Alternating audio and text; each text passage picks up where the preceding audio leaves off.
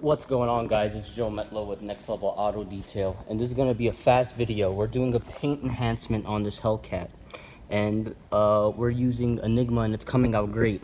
However, you guys could see, I hope the camera's picking it up. Let me zoom in. You see, I'm not worried about the swirls and scratches.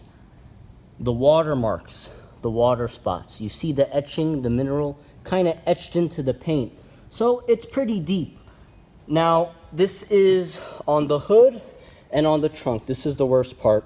The sides of the vehicle, which we are going to be making a really short video as well, is coming out nice and there's no watermarks. My customer isn't compensating for a multi-stage paint correction.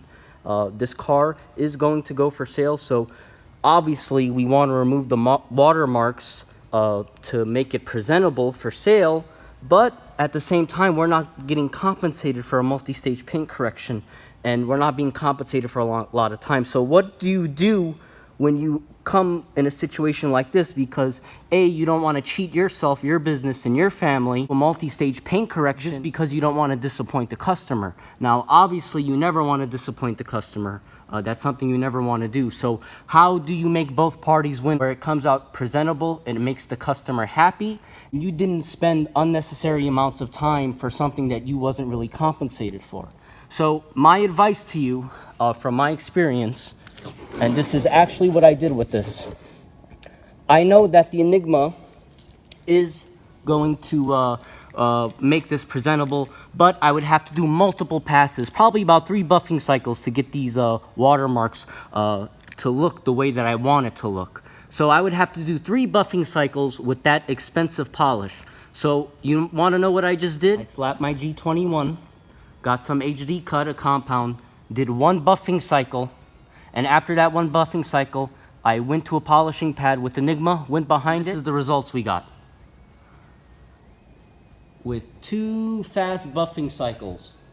So if I just use the Enigma, remember the Enigma will remove the swirls and scratches. It has really good cut, but the watermarks, the water etching, I would probably have to do 3, maybe 4 buffing cycles on the deeper ones. But with the compound, I actually save time by just doing 1 buffing cycle and then 1 quick follow-up with the Enigma.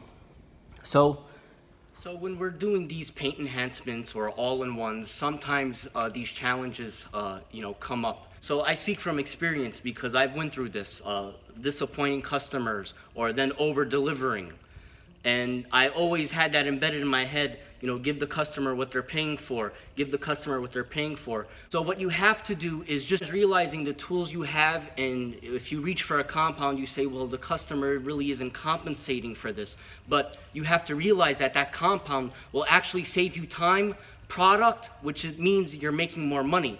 So if I had to do 3 or 4 buffing cycles on this little area here, Enigma is an expensive product. So HD cut, I buy it by the gallon. All I had to do was 1 buffing cycle and then a few drops of Enigma even. I didn't even have to use as much because we were just using it to finish. I jeweled it out and it came out beautiful. So instead of using 4 buffing cycles to get that in a respectable condition, I know that, hey, just get the compound, do 1 buffing cycle, get it done, get it over with, and it's presentable. You didn't spend that much time on it, and it makes the customer happy. And if the customer is happy, the job is complete. So sometimes you contradict yourself by saying, I can't use that product because that's not the package that my client chose, so I can't use a compound.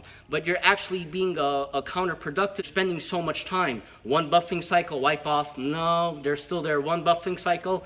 No, maybe 1 more. Not quite yet, then 1 more. That was 4 buffing cycles.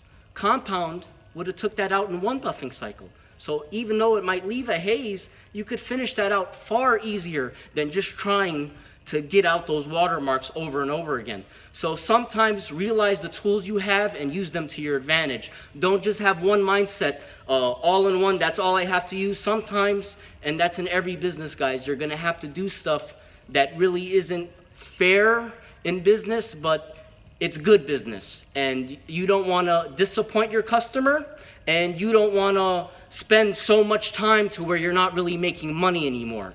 So you got to find a sweet spot. So does that make sense? So I hope you guys did take something from this video. Again, I'm speaking from experience. I made all the mistakes in the world. So when I speak about that, it's because I made all those mistakes and I learned from it.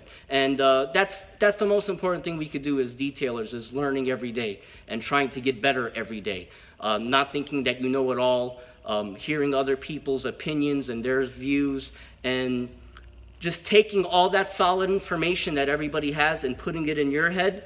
It will unlock you to be the best detailer that you could possibly be. So again, guys, cut to the chase. Stop trying to get out these major scratches or these major scuffs with an all-in-one when a client is only compensating for a couple hours of time. Cut to the chase. Get the compound, one buffing cycle, take your all-in-one, follow it up behind, and move on with your life and get the car in and out. So I hope you guys enjoyed the video. If you did, give it a thumbs up. It will help the channel and the community grow. This video probably will be uploaded tonight. I am working on a really cool and interesting video. If you guys follow me on Instagram, you might know what it is by now. Some of you guys do, but it's gonna be fun. So I am editing it. I do have so much footage that I have to condense to make it entertaining and not bore you guys with. But I gotta go. We're making another video now. I just wanted to make this fast about the all-in-ones. I will see you guys in the next one, and thank you so much for watching. I appreciate it greatly, and I will see you guys in the next one. Thank you. Before we end the video, I just wanted to insert this fast clip. Guys, look at the difference in lighting. Before, all we seen was the scratches and swirl marks with my LED work lights, and all you see with the scratches and swirl marks. With the shop lighting overhead, you really all you see is the watermarks. You do see the defects, but not nearly as much as the watermarks. And now look, you see the scratches and swirl marks more, but not the watermarks. That's why you always have to check, guys, outside, indoor. Even I want that light that has the different temperature for different kind of colors. That's pretty cool because that helps highlight different defects. So yeah, pretty cool. Make sure you guys always check out your work before the client comes in different light sources, because sometimes the outside highlights defects, the inside highlights defects, and it's just one big hot mess. So, all right, guys, I will see you in the next one.